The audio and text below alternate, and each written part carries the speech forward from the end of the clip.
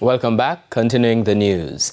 In this evening's health report, Shamela Pullen explores hydration and dehydration.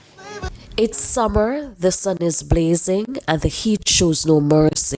As temperatures soar, so does your body's need for water. Yet, too many people ignore the warning signs until it's too late. Hydration is more than just sipping water. It's your body's fuel for cooling down, moving blood, and keeping your brain sharp. In fact, we are anywhere between 60 and 70% water that makes up the body.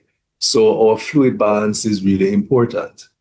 One of the key guides as to when we need to take more fluid is thirst, dry mouth, fatigue, or even dizziness, and paying attention to the color of the urine.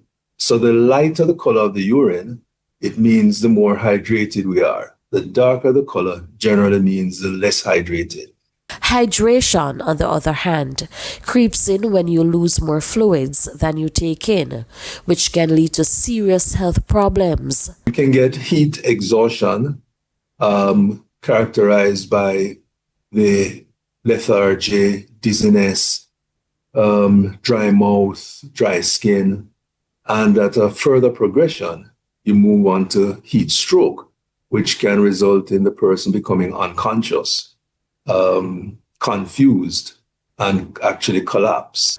So how do you beat the heat and stay safe? First is to ensure that you're paying attention to the signs of dehydration. Simple thirst, drinking water. Extreme conditions such as being exposed to heat.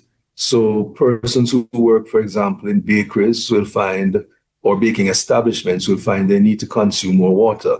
Here we are now in the summer months in which persons are out and about and playing at the beach. Again, pay attention to your hydration as much as possible. If you can, stay out of the sun when you don't have to be, and avoid alcohol or drinks containing caffeine.